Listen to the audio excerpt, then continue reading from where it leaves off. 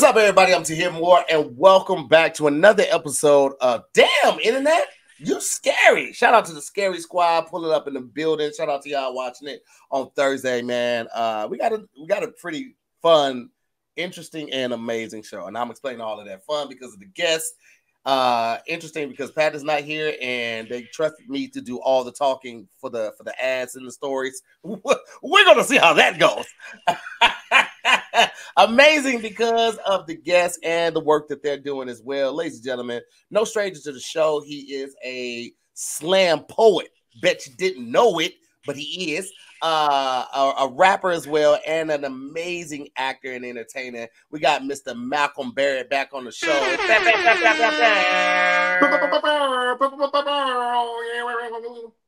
And one of the amazing pieces of entertainment that he's on right now is a fantastic show called Average Joe. You can catch it out on BET Plus, and you can also catch it out on Netflix right now, and we're going to be talking about it.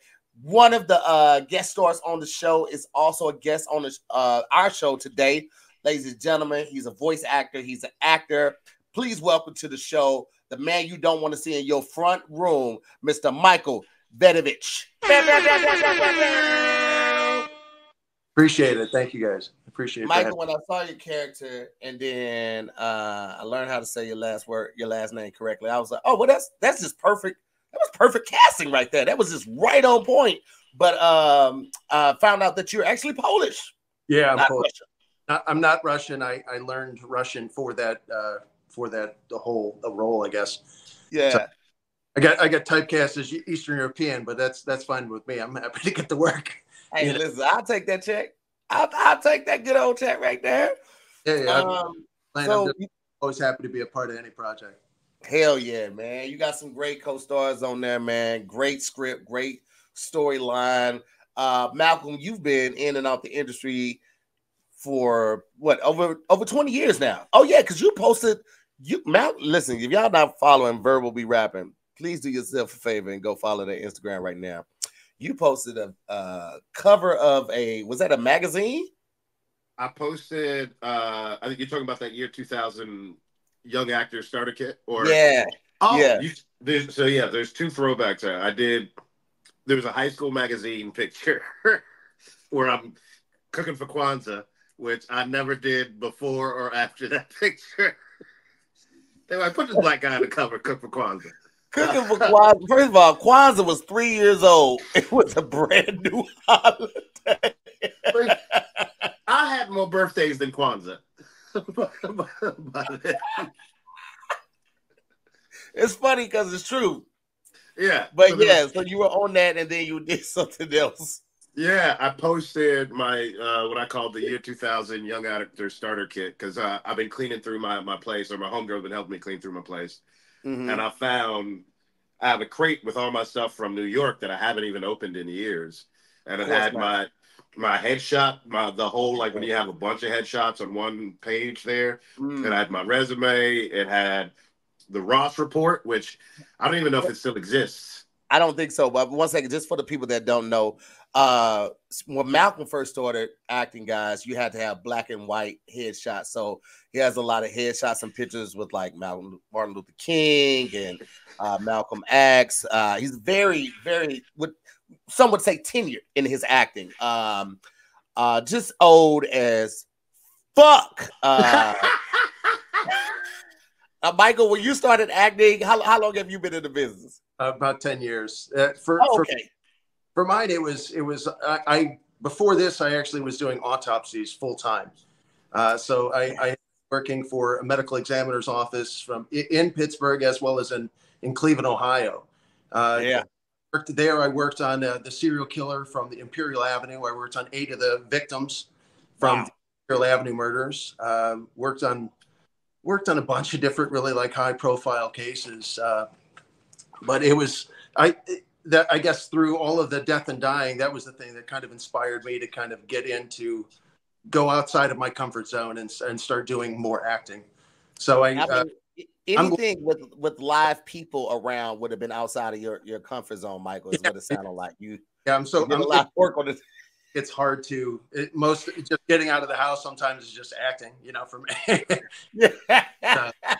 I'm you not were working in Pittsburgh and in Cleveland. Those are two great cities for death. So I'm sure there was no shortage on business. Is where I'm getting to. We had actually we had 2 serial killers during the time that I was there. You know what's crazy? So I follow a lot of these pages. Obviously, with the show Damn Internet, You're Scary, I find a lot of crazy stuff online. I was looking at a page last night, and it was like these morbid facts. And they say if you're killed in the United States, you probably have the least chance of finding your killer. Only 1 in 3 murders are actually solved when it's a homicide. Also, at any given time, and this is a fact, at any given time, because I had to look it up, there are 3,000 serial killers in the United States. That's at correct. Any given time. Yeah. There's definitely, because that's the interesting thing with it is to actually have a serial killer murder. It takes a period of time where they kill, they cool down, and then they heat back up again, and they want to kill it, and then it has that pattern of 3 over a period of time. So that's a lot. I went down a rabbit hole about killers because a lot of people mix up serial killers with something else. Obvious. It's like it's 3 different ones when it comes to like the style of serial killer, and then it's different murders when it comes to mercy requirements when it comes to like the type of killing. So like a mass killing has to be so many people are shooting is between this and this. I mean, it's just like, oh shit, this is a whole science genre. Yeah. America, where we branded killing and what patterns of killings there are. Good God. Yeah. Nobody kills like us. America. We got genres. We got genres like it's Afrobeat. Not one you got. Oh, sorry. Yeah, man. It's pretty wild. When I was looking it up, I was like, oh, this is this is different. I didn't really know that it was like that. And speaking of different, fellas, listen, if you're ready to take your sexy game to the next level, you're ready to do something different, you're ready to try to be the best you've ever been, then you need to get with this Blue Chew, baby. Blue Chew is a unique online service that offers the same active ingredients as Viagra, Cialis, and Levitra, but at a fraction of the cost and in a chewable form. I've never was a person that liked taking pills. Okay, I'm not good at it. I've had to break up vitamins, all of that. So the fact that Blue Chew was chewable, I was already hooked in. Mind you, when I took Blue Chew, I didn't need Blue Chew. I did not need it. I just wanted to see what the possibilities were. All right. If I'm playing basketball and I'm averaging 9 points, 2 assists, 3 blocks, and these shoes say that they're gonna double my, why would I not try the shoes? And that's what Blue Chew is for me. All right. One of the best things about Blue Chew for me is that it's all done online. That means no doctor's visits, no awkward conversations at the pharmacy, no waiting in line at the pharmacy. You get online, fill out the survey, you're talking to one of the licensed physicians, and then it ships directly to your door in a discreet box. All right. So you get to alleviate all the foolishness. So, fellas, you know, if we're telling you about it, we got that hookup for you.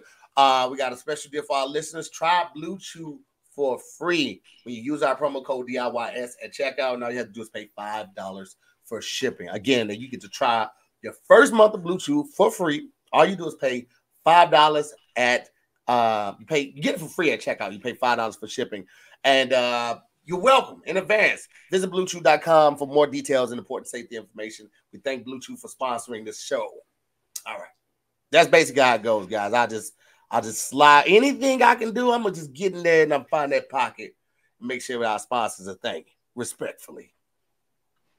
Speaking of murder, what the fuck is on your head? Speaking of murder, if you want to murder that pussy, then get yourself some.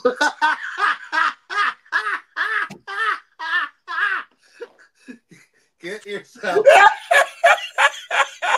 some Blue. You know what's crazy is watching the show. It's funny when you know actors, right? And you're friends with these people.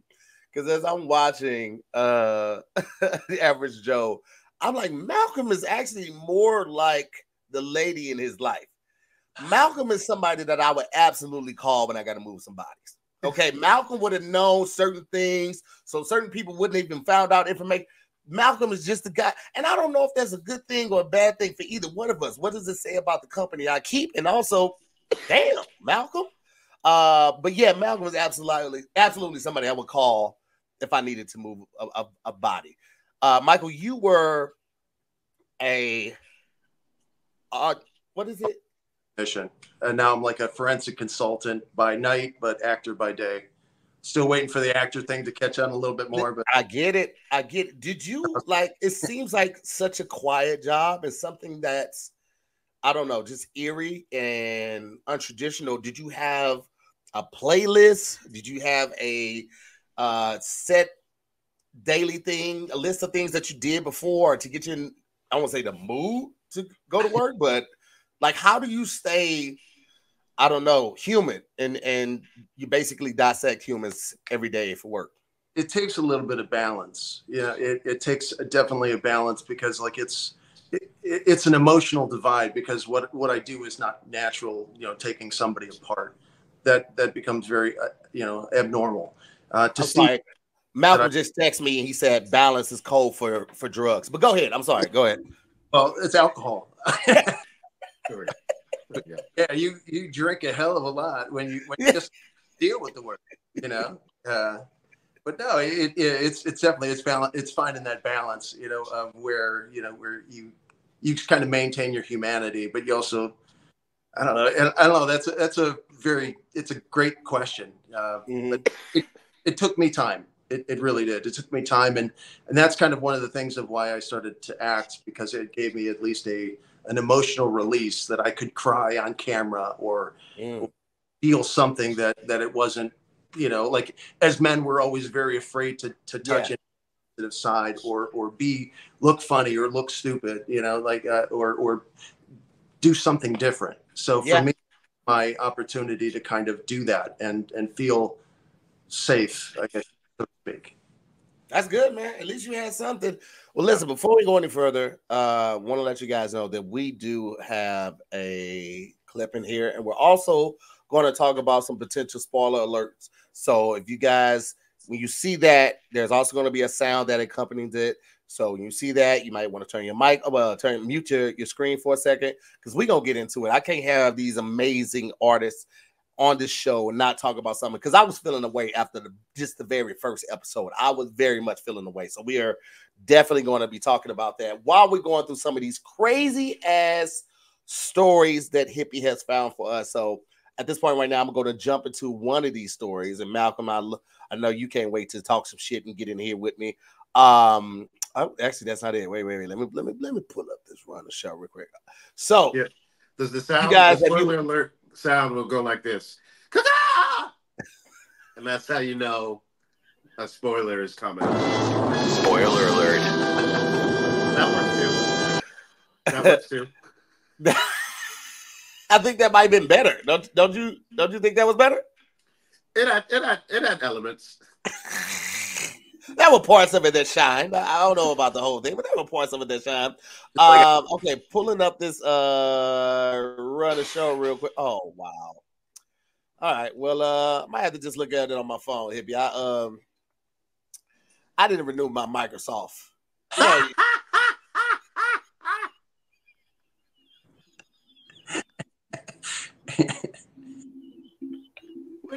Look, that Microsoft shit be coming up. I feel like when you buy a PC and it comes with Windows, I shouldn't have to pay for this shit no more. Okay, this and the McAfee would not be the death for me. That McAfee gonna come up every goddamn time and let you know it's expired.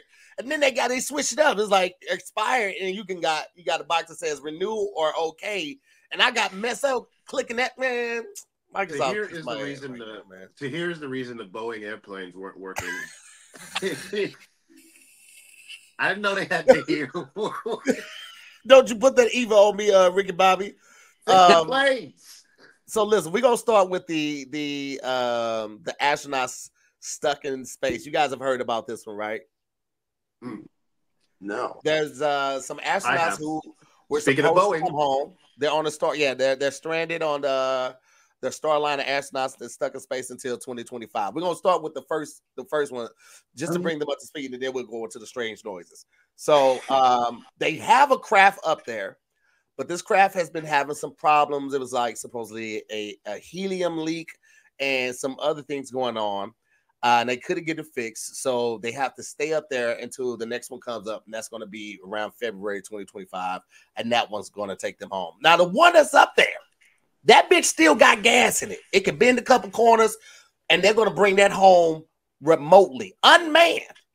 They got all of this technology to get something to space, unmanned, and get it back. But they can't fix the helium problem in it. Now, I thought they could just take some, like, when they get it in the ship, just have a whole lot of helium balloons and just take a little, right? I thought you could possibly do that, but evidently you can't do that. So I figured maybe the one female astronaut, she bent down and he's like, baby, we're going to have to take this, we're going to have to be a little coming home. Is this, I don't know how I would react to having to stay in space an extra, let's see, February the 2nd, an extra 7-8 months when I was supposed to come home in June. That's crazy. That's a hard conversation to tell your partner too. You stuck up there with somebody of the opposite sex and you're like, yeah, I'm gonna stay a little bit longer. How do you prepare provisions and like food and stuff? Like, I wonder how much extra back.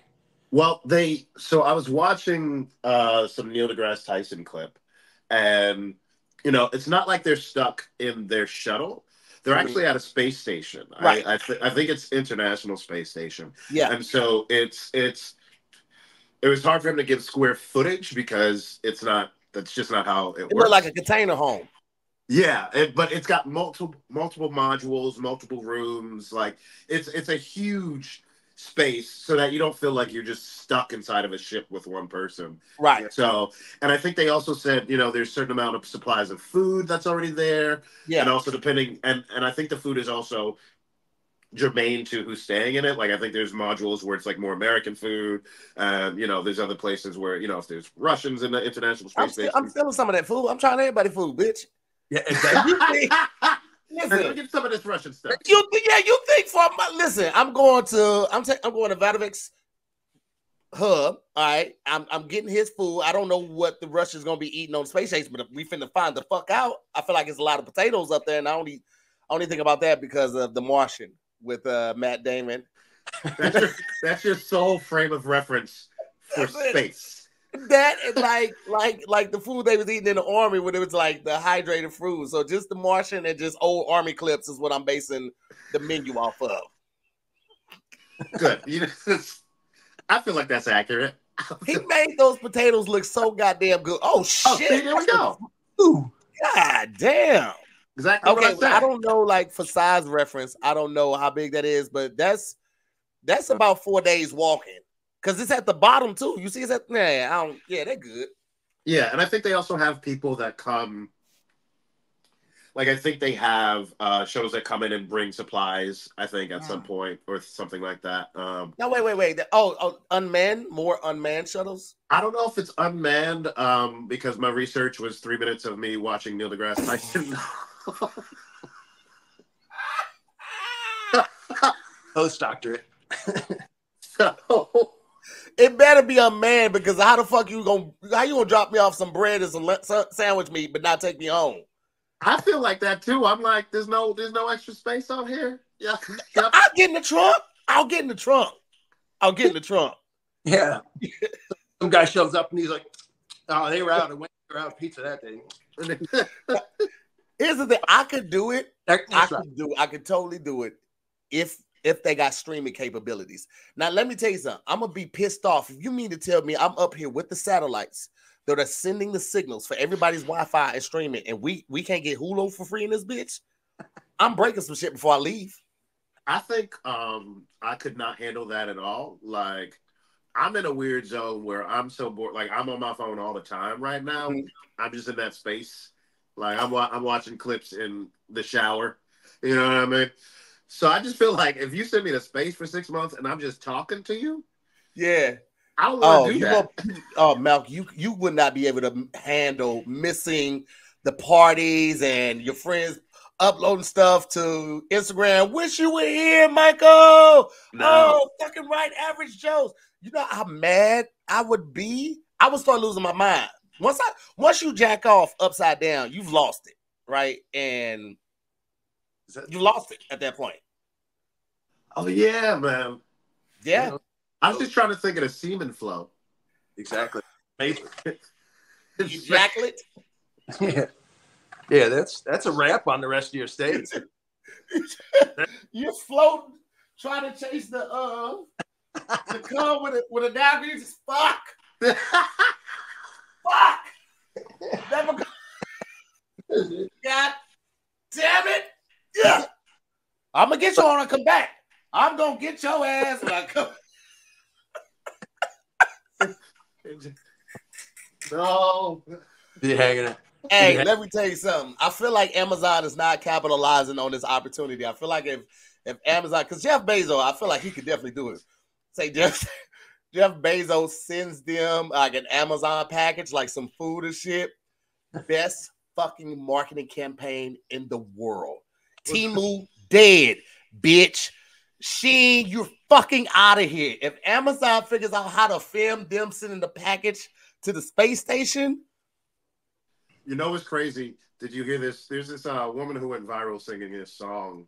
And I think they had a female astronaut going up into space. This tells you how much, when you talk about toxic masculinity or like male dominated stuff, this tells you how much things slip through the cracks, where they sent a female astronaut up into space for like a week. And they were like, here's 1,000 tampons. They were like, how many tampons do you need? Here's 1,000. These are literal rocket scientists who are like, so how many tampons does a woman need for a week? Like that escaped all of their research, their science, their way of life. Here's the thing. The guys that are planning those missions right there, they ain't never had sex. They ain't never got no vagina. It's obviously no females in that group. It was just all guys that do this every 14 seconds. Just this right here. And yeah, man, that's just couldn't do it. Now, Michael, I want to get your take on this. You work with the dead. I pulled out some shit. You I don't know your take on aliens and shit like that, but you obviously understand the science and biology of things. So I want to get somebody that is in the field. I feel like if you do autopsies, you're not really into ghosts and spirits, which also may mean that you don't really lean into aliens. And this is just a general broad blanket statement. This is nothing that you did to say it. We have a clip of those same two astronauts calling back home saying, yo, we hear some shit out here. So Hippie's gonna bring that one up right now. And basically what happened is that the same team that's stuck up there right now started hearing some strange noises. And they sent that down. Hippie, you got that for us? Houston on 2, got a question about the Starliner. Houston's with you, Butch. Go ahead.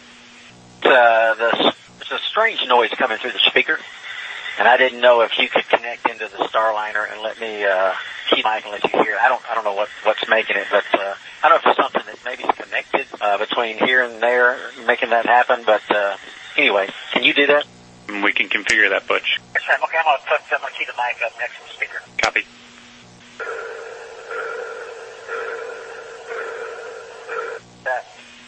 All right, Butch, that one came through. It was kind of like a pulsing noise, almost like a sonar ping. Yeah, I'll do it one more time, and I'll let y'all scratch your heads and see if you can figure out what's going on. Here we go.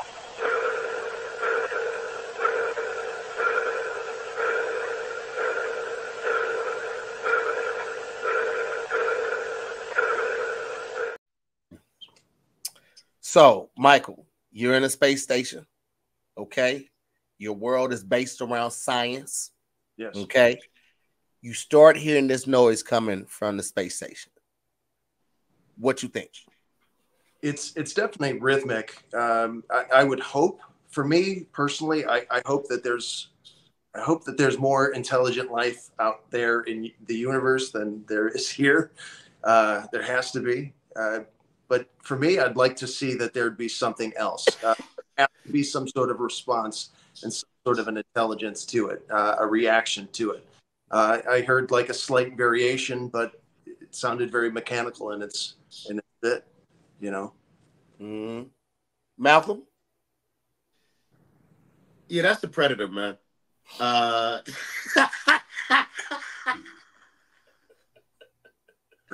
so, your answer was just so smart the way you laid it out. That yeah. And I was hoping he was gonna do it like that, give a very, you know, sound reason, science proof, science backing. Man, let me tell you something. I'd be shitting on myself. I had to wear a diaper. I have one paranormal kind of moment that I had in all. I used to teach these like kind of classes. Now it's taken over by Chris Harris, who works in Cuyahoga County. He runs and kind of teaches a lot of these crime scene investigations. But in this little warehouse that we would store all of this evidence from old past crimes, past pieces, we had an after hours tour. And the little crime scene investigation, I guess, display was divided into 4 little rooms that you can investigate. And we were teaching crime scene investigation to some of the local law enforcement. Now, one of the things we were doing is I'm after hours, nobody else is there, and I have a set of keys. So I start going in to open up the crime scene areas. I turn on this little TV that's there, and it's an old TV. I didn't think anything of it. It didn't start up at first. And so I'm like, I don't have time for this shit. And I went on to the next one, set all the crime scene up, went to the third one. And I was at the fourth one, the TV turned on. And I was just like, okay, it's like nothing scientifically. I just looked at it and said, that's fine. So I turned down the volume and stuff like that and just kind of backed away. And then when I went into another adjacent office, the sound went on the TV, so you could hear it, like all the static, and then I couldn't breathe. So that was like kind of, and so basically, the only thing that I said was, if my presence pisses you off, there's about to be a whole bunch of other people here in about 10 minutes. So I'm like, I don't know what you want me to say, and I stepped away, and the feeling kind of went away. So I've had that one, and you know, and over me doing this over the 20 some years, you always get that kind of that funky feeling where you're being watched. So like I've always had that, where you take bodies down to the morgue and you put them away. But there was one night where I was working late hours, and I just went and slept in. There was like it was when I was working in the hospital. My son. My wife was pregnant with my son, and I was trying to just work as many hours as I could. Mm-hmm. And it used to take me like an hour to get to work and an hour to get back. So I just said, fuck it, I'm just going to sleep there in the morgue. So there was a little cot that I had outside of the morgue door, and let security know that I was good. And they were like, fine, we'll leave you alone. Well, somebody grabbed my leg and kind of like was trying to get me to wake up. And half asleep, I looked up, and I was like, hey, I'm okay. I'm just sleeping. They know I'm here. And then put my glasses on, got up, and I went to go talk to the person, and they were gone. So those are the only spooky shit, I guess you could say, that I've seen over my time. You know, Michael, you say only as if that's not bad. Fucking terrified, Michael, and you know, well, I feel confident. I feel confident saying this. You know, with Malcolm being here, and also our listeners, that's that white people shit, Michael. Sleeping in the morgue, okay? Because I know you had a car, and I get you want to lay out, you want to stretch out, but you know that's the equivalent to sleeping in the cemetery, Michael, and that's white people, okay? That's trouble. That's what it is. Did you sleep in the morgue again after that? Yeah. Okay, that part's white.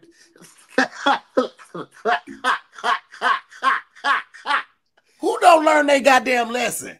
Now, I will tell you, the closest I have to that is, you know, I come from I come from a funeral parlor family. Yeah, I don't know if you know that to hear. I'm sorry. I come from a funeral parlor family. Like, would you say, Michael? I said I don't remember us talking about that when we were on set. I think we were so focused on Average Joe that we had that moment.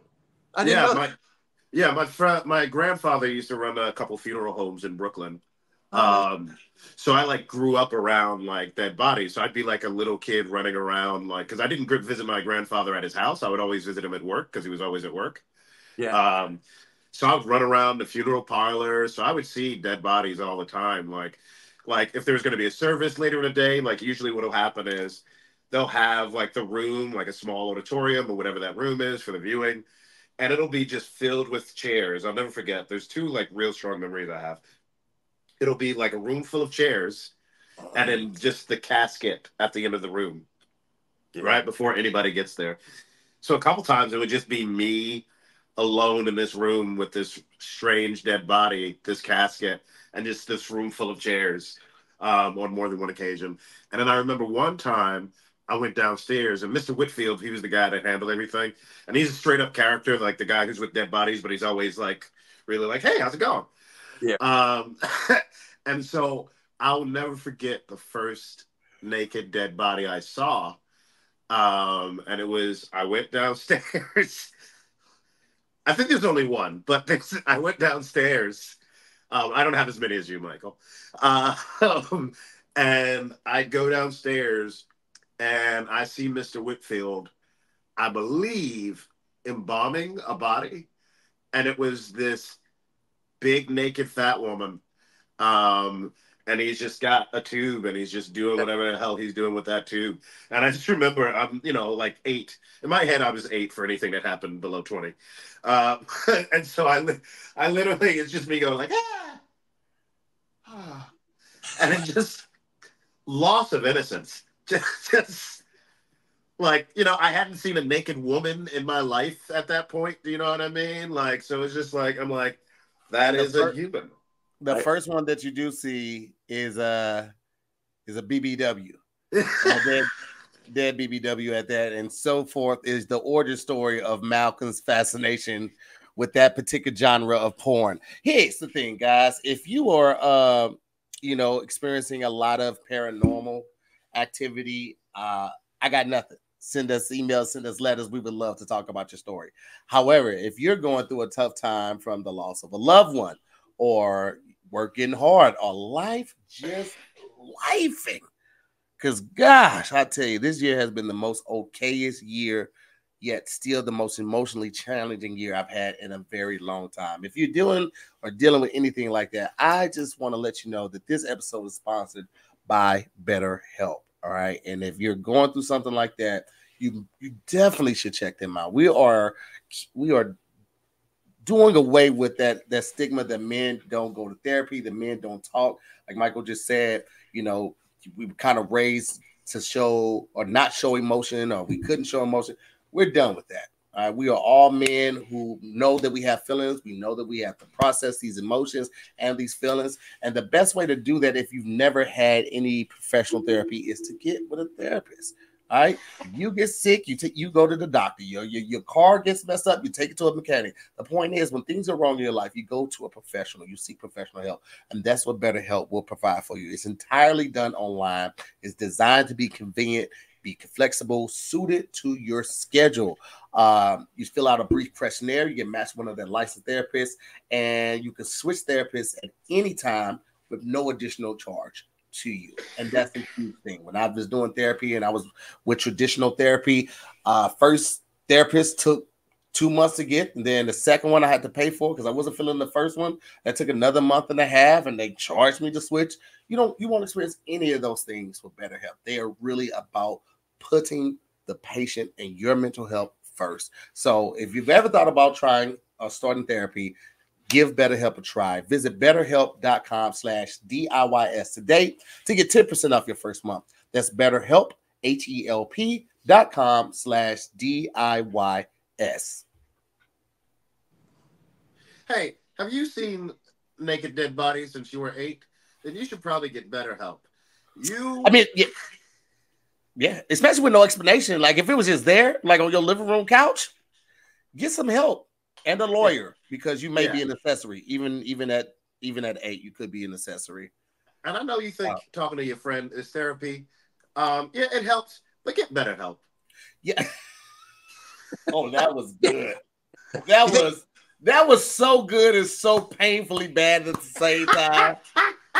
That was like a genuine dad joke that you laugh at. You're like, oh, that was. I'm gonna have kids just so I can tell that joke. Just so I can do that. I don't think you should. Just for that joke.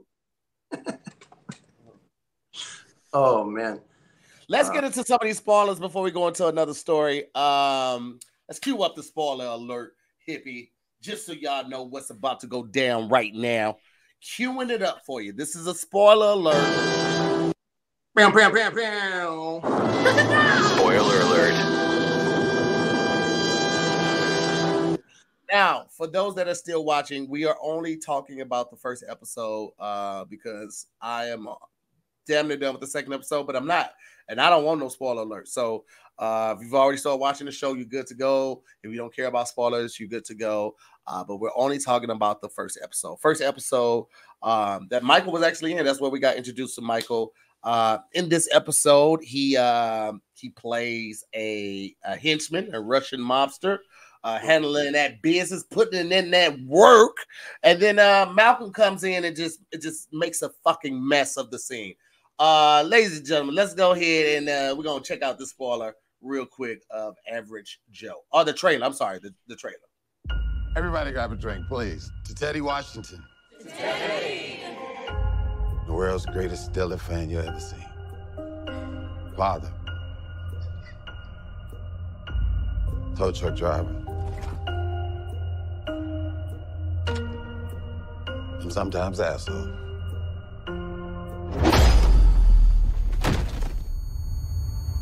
No! No! What in the entire fuck? Let me get this straight. Your dad stole $10 million from the Russian mob. Is that right? And a Lamborghini. And a Lamborghini. You sound insane. What do we do? Go to Touch? Yeah, we call touch. We was just thinking, like, maybe we look for the rest of the money. Yeah, but we knew what you were gonna say. I want in. We had no idea what you were gonna say. Come on, in. In. Touch is in? Let's be clear, Touch. This case is mine. And I know this town better than any. All right. So we ain't going to show the whole trailer because the whole trailer is 2 minutes long. But listen, guys. This is good. This is good. I'm checking with Hippie right now because I don't know. We've had a spoiler in the Runner show. And that just might come up when we're talking about some of the characters in there in the first episode. So I just wanted to confirm that's what it was, and she confirmed that's what it was. Michael, you get the call, you get the audition for this. You go in, kill it, you get hired, you're thrilled.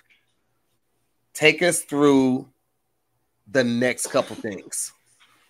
I was actually working, still doing autopsies. So my agent told me that while I was in, I think like Idaho, Boise, Idaho, doing an autopsy. So it was great. I got the call. I started getting the material, and then I started learning Russian as best as I could because I didn't know anything about that. I was lucky that they gave me a dialect coach, right, and went over that. I was as prepared as I could be, and for me, this is probably one of the biggest exposure type roles that I've had because I'm just a character actor that's done a lot of like smaller stuff. You me on The Good Lord Bird on Showtime, or a Lifetime movie here or there. But it's, I also played like a undead Santa Claus. So it's like, I'm playing anything I can, but, for me, it's like you try to get into the mental headspace. I knew that I had a type of role like this. It's kind of setting up all of the stakes that Joe really has to have for the story. So what scarier role than to be able to play a Russian that you can't really communicate with. It's this force of that's unblinking, always staring at you, going to kill you and break your goddamn arms until he gets what he needs. So that's kind of the force of what is going to be there to come. So you'll if you watch that first episode, you'll be able to see what happens to Joe and what happens to Georgie, and then we'll be able to see how all of the rest of the story progresses there. But for me, it was ecstatic. I'm based out of Nashville, Tennessee. I've been living between Miami and Nashville, but I filmed that down in Atlanta, Georgia, and was there for weeks and enjoyed every moment of it. Got to learn from such incredible talent like Michael and Malcolm and Dion. It was a privilege. It really was. Oh, I love it, man. First of all, I like Nashville too. Nashville is that city that's next on the rise, and people don't realize it. And then when it's going in 10 years, everybody's like, "Shit, I should have brought property down there." You guys got Soho now. You got the one hotel. The downtown scene is very attractive. It's very. Y'all got that one strip of like bars and restaurants, and it feels like shit down there, like Beale Street. Yeah. It also feels like DC. They got that what is it, 8th Street where all the so it's a lot going on over there, man. I like it. It's definitely got a really nice music scene, and artistically, they're really trying to build it up movie wise to try to make some local opportunities happen here. Yeah, man. I think it's gonna happen because then I think the country music station moved down there too. The CMT, I think they moved down there in Nashville too. It's either there or Austin, but I'm pretty sure it's Nashville. But Malcolm, this is not just another role for you. This is one of the roles you really get to sink your teeth into, man. Like I'm watching my boy on the screen. I'm like, look at him over there, scary ass. I say, man, if people only knew the real Malcolm. How were you when you got the news that you booked the role in? How did you prepare to be a hoe? It was really interesting because I found out me and Cynthia plays Kathy, we were dating at the time or before the show even started. So we kind of were finding out at the same time, like wait. You were dating your opposite love interest? Yeah. Messy little bitch. You know what? We were together first for the record. See, this is why people have stories about Hollywood. Oh, is this, is that? And you're making it true. He's like, yeah, I only come on if you get my girl, or if you book it before I book it, you say that too. Hey, I'll tell you this. She booked it first. And what's funny is we were keeping it quiet at the time because the executive director knew because he's our buddy, and he brought us in and he was like, there's this BET show. And we both were like, and he was like, no, they paying money now. I was like, oh, okay, all right. And so she actually got it before me because she had a history with them, and because she's talented. And so it was funny because then I had the test, you know what I mean, which is just like chemistry test or final audition. But we're having it online. Like you're doing it through this thing, but she's like in another room in the house, but like, yeah, they were like Eric, he's like, so Malcolm, this is Cynthia. Cynthia, this is Malcolm. You guys are going to be partnered up. We're like, nice. And then we do it. And then after it's over, I was like, I tell you this though, if she has the role, I want it too, man. She's good as hell. I was like, y'all made the right choice with this one over here. She's good, man. She's so good, and she's so fiery, man. And it's so funny because we all know a person like that, and we all know a chick like that. We all know one that ain't scared of shit. Also, a little crazy, right? A little freaky. I was about to get it on in the basement with dead people rap. She's perfect for that role, bro. Yeah. Such a good guy. Yeah, and that's what attracted both of us. I mean, aside from working together, we both got to play things that we don't normally play. You know what I mean? You know, I don't think she gets to have this sort of fire in this way in her past stuff. And me, I very rarely play the idiot. I always play the smartest person in the room. You know, partially because like my first 3 role, you know, which in itself is a role for you as a person. Yeah, and you know, I'm a child of the '80s, so it's like when I was coming up as an actor, like my first couple roles were some version of a drug dealer. You know what I mean? So I worked very hard. So you were on Sopranos. I was on Sopranos, and so I worked very hard to be like, look, I'm gonna go the opposite. I'm gonna play the smartest person in the room always, and then you have to like. What's funny is you play a thing, then you're that thing, and then you play the other thing, and then you're caught as that thing for a while. And so, you know, I was like, well, this is great. Now I get to let my guard down. I get to be this. And also it's just like, you know, I do a lot of shows where I am the only black guy on the show. So, you know, you don't want to play the fool in that environment. Do you know what I mean? I don't want to be the black guy playing the fool. So this was really fun because I don't have like a slew of, you know, all black shows that I'm working on. And so this, I'm able to let my guard down in a different way and be a couple different things. And it's fun to play an idiot and on some level. On some level. On this show. He's not a total idiot, but he's dumber than I've ever played. He's way more timid than I remember you ever being in life.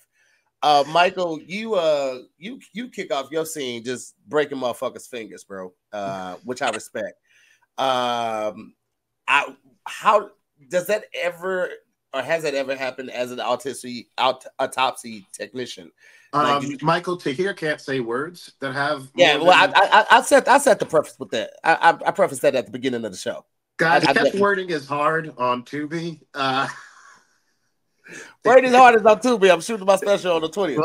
But as an autopsy technician, have you ever had to like break ribs or anything like? Well, I mean, I guess you have to because like when you have to remove the whole chest cavity. Yeah. Well, you know, it's a very standard Y-shaped incision. Everything comes back. I've cut off fingers. I've broken necks. I've taken people's faces off. I've cut out. You'll love this one. I've cut out entire vaginas and assholes together.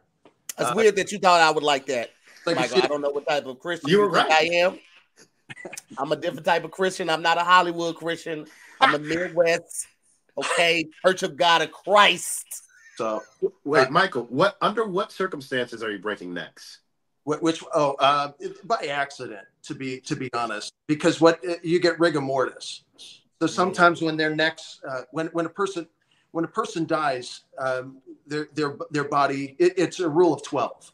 They go into rigor mortis. It takes about 12 hours. It lasts for about 12 hours, and it dissipates at about 36. So sometimes when you're trying, if they're dead like this and their neck is to their chin is to their chest, it's really, really tough. Sometimes, Malcolm, you can be able to push that head back and be able to stretch the muscles out so they don't.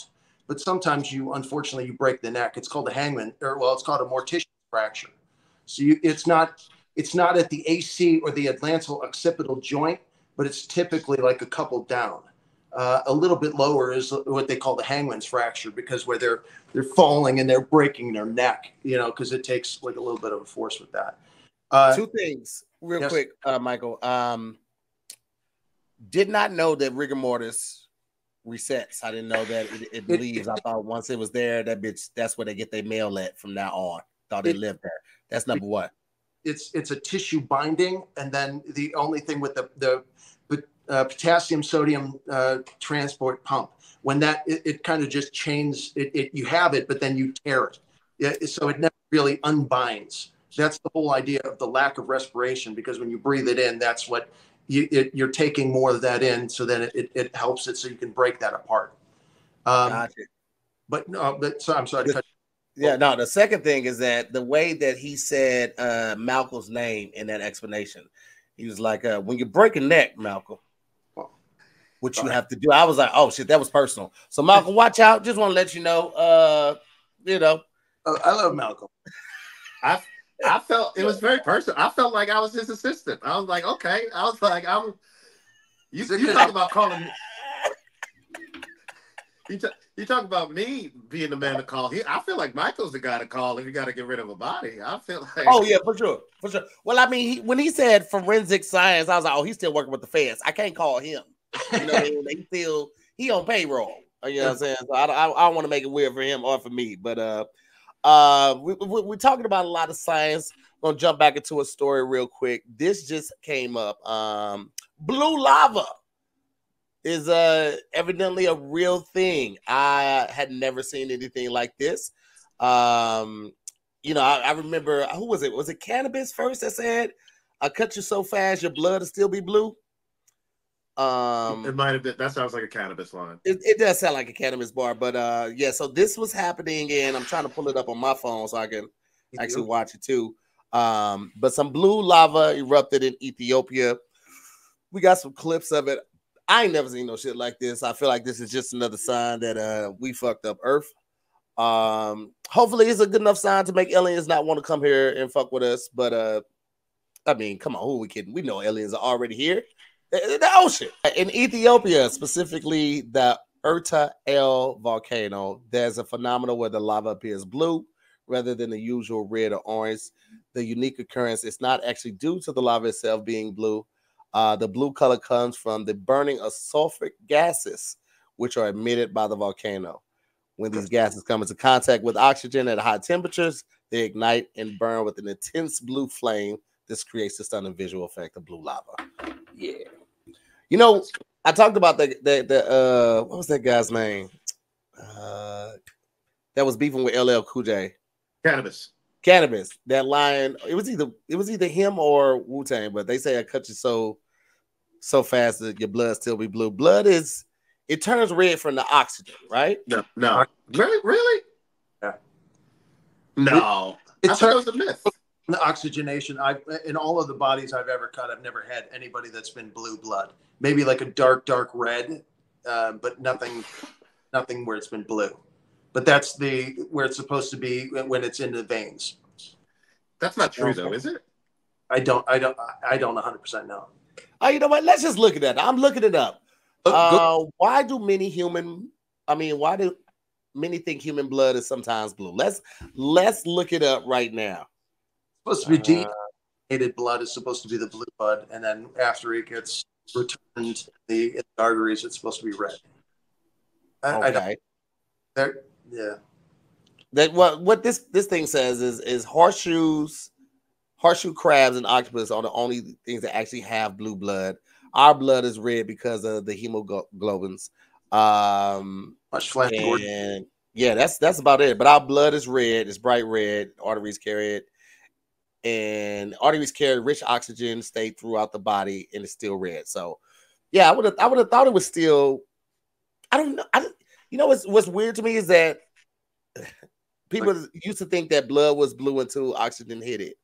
Yeah, which would mean that I don't know. I just always thought it was something weird about like when we get a shot, how they have to make sure that all the air is out of the syringe because the smallest air bubble can kill you. And I just always thought that was like the weirdest thing, that we need air to breathe, but air can also kill you, and the smallest amount of air could kill you. Correct. Yeah. If it's enough in there, like I guess if there's that's getting into like pathology type, the really like the deeper pathology stuff, where like more the doctorate level stuff. But yeah, I know that there's a low amount that you could have. That's just kind of it could be in your bloodstream, but there's like if you have 25 cc's blood. So let's put it in context and terms. The average body has 5 liters of blood in the body, right? Average size person.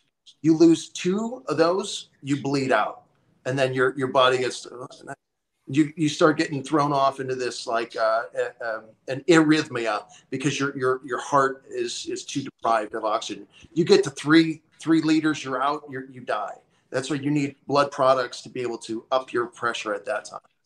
So those are some of the things. So like if you get shot and that's why it's exsanguination. You leak out your blood.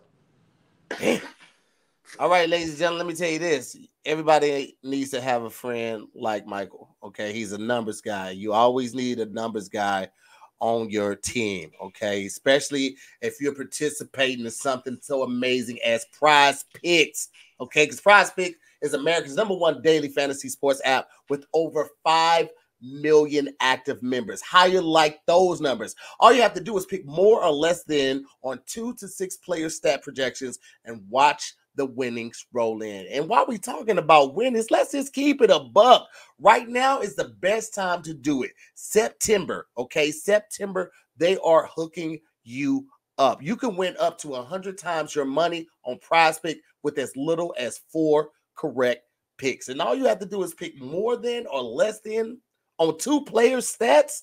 Come on, man. Everybody getting a part of this. You can play alongside of Drewski, Joe Budden, and MMA champs Sugar Sheen O'Malley. So what are you waiting on? Download the Prize Pick app today. Use the code DIYS and get $50 instantly when you play $5. That code is DIYS on Prize Picks and get $50 instantly when you play $5. Now here's the thing. You don't even need to win to receive the $50 bonus. It's guaranteed.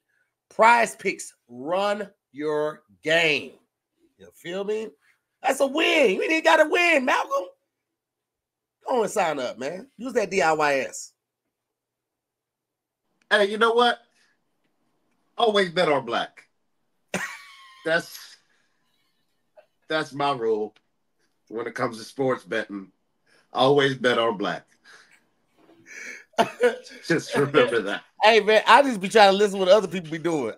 That's how I learn, because you never want to ask a room full of people that are like super knowledgeable on what they talking about. So I just wait. I just overhear like, what we doing? Oh, okay. I guess that's what we doing there. I don't know nothing about it, man. I didn't know I was addicted to gambling until I started gambling. Like, so I can only gamble every once in a while because I remember I was like, look, it's Vegas, it's whatever, man. I'll play a game or whatever. Like at the end of the night, I was like, where's my money? Let's get in there. Scratching the arm. Like it's sun up. I don't care. Sun up, sun down. I don't care, man. Let's put the money down. Let's go. My hippie had to point out in the chat that I said MMA. The amount of letters that you put into words and the amount of letters you take out of words is it should be studied. I'd be so excited. I'm like a puppy with something shiny. Did you say Sugar Sheen Mosley? Who did you? Sugar Sheen. Okay. And anyway, man, listen, they got this new robot out. Y'all want to check this out with me? This human robot? Yeah, there's one that looked like it was in a suit. Yeah, it's a bad idea. Yeah, I feel like after all of the Terminator movies, we are just walking right into the face of danger. 1X Technologies has introduced the Neo Beta, a new humanoid robot designed for home use. It's powered by AI and machine learning. Neo Beta can learn and improve tasks based on real-world feedback. 5 kilograms and features cushioned jumpsuits to enhance safety, with plans to test in select homes later this year before mass production. As of the market for humanoid robots grows, 1X Technology has raised $100 million in Series B funding. Have no idea what that is. That's legal jargon for you'll never get this money. Is going to go to them.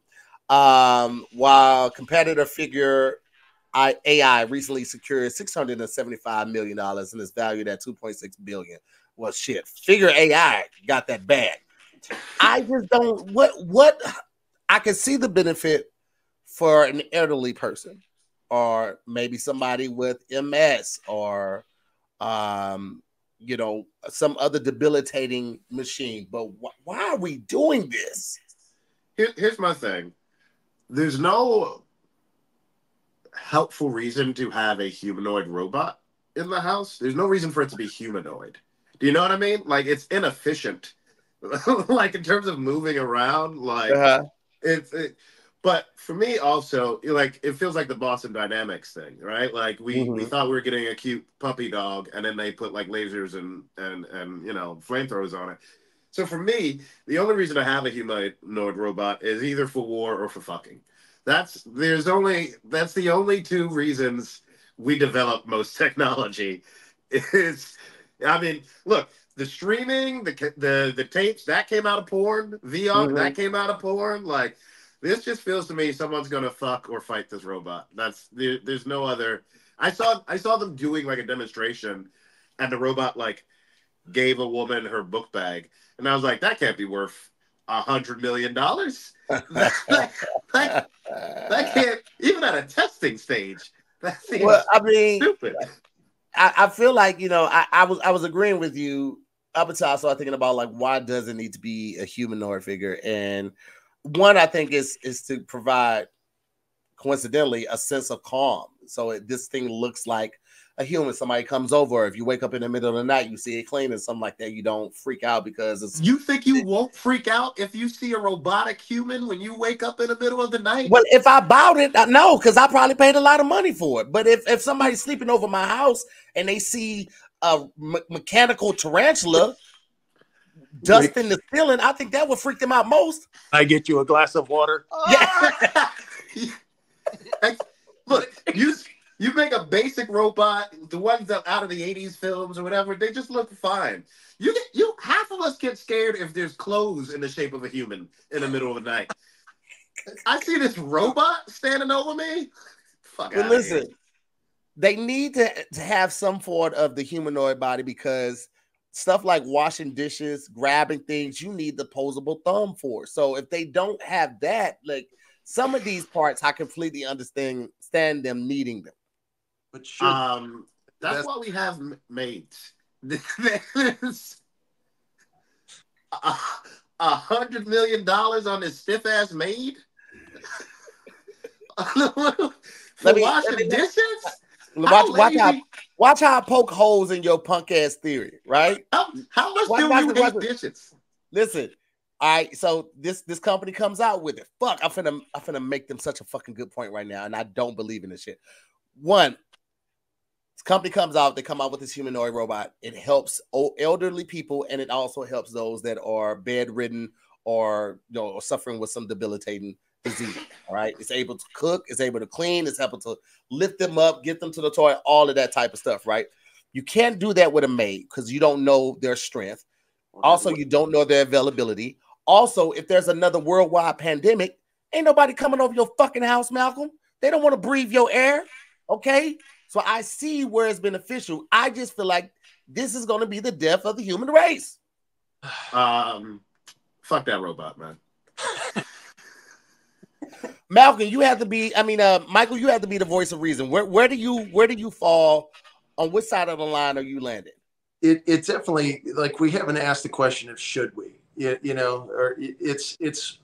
Yes, I could see people with debilitating injuries with them benefiting their lives. But if it's taking something and making something easier in your life, what are you doing to fill that time? What are you going to do? If this robot's going to make dinner, are you spend more time with your kids? Are you going to spend it searching reels? Are you going to be reading a book? What are you doing to improve yourself or your environment if that's improving your environment for you? So those are kind of the things that we should think about. With technology coming into our lives, it's only meant to advance it and make our lives easier and better to give us more time. But if we're not utilizing it, then we're wasting it. That's my soapbox. Don't waste. Give me more time. I'm definitely gonna spend more time scrolling on my phone if you make things easier and give me more time. I'm also looking for a better upgrades for my humanoid robot, so it's beneficial. I'm telling the kids, I'm gonna save this reel. We got to do this little dance, and I never go in that folder so we can do that little dance. But I thought about it, so it is bringing me closer to my family. This is sad. It's horrible. It's horrible. Michael with a really grounded answer, really sound input. That's a lot of before I started doing this. I'm really nervous. No. All right, man. Well, listen, before we get out of here, you guys got anything coming up that you want to let the people know? Also, this is the time for you guys to give them your socials so they can follow you and they can hop aboard the journey of your career and all of these new opportunities. So, Michael, why don't you go ahead and kick it off first, and we'll not talk while you're talking because it seems to be your mic cuts out when we talk. Oh, I'm sorry. No, it's good. No worries. I really don't have anything going on. Speaking with death and dying, like my mother actually just died a couple months back. Like I kind of stepped back for a hot minute, and I'm just trying to build up that career again. But everybody can kind of follow. I know, sorry to bring down the room, but you could follow me at Morgue Candy. I'm on Instagram, and Michael Vitovich, Vitovich at IMDb. I'm the guy that you love to hate in most things, but not a bad guy. So hopefully you guys follow me and think of me for other opportunities. So, but I appreciate, the opportunity to be on the show, guys. I really do. Thank you so much. Absolutely, man. Way to close with a downer, bro. No. I'm so sorry to hear about your mother, man. I know that we all go through different things when it comes to healing, and it's not something that happens overnight, or that you ever deal with it. You just learn how to get better at dealing with it, man. So my deepest sympathies and condolences to you and your family, man. I'm glad to see that you are still out here. You are still with us. You are still out here using your talents and using your knowledge for the job base as well, man. And he's not going to give y'all any of his socials because I forgot he worked for the Fed. So y'all can't just be all on his page acting stupid and shit. Okay, don't get this man messed up and fired. All right, Malcolm, what about you? Hey, you know me. And that's enough time for us today, guys. Thank you so much.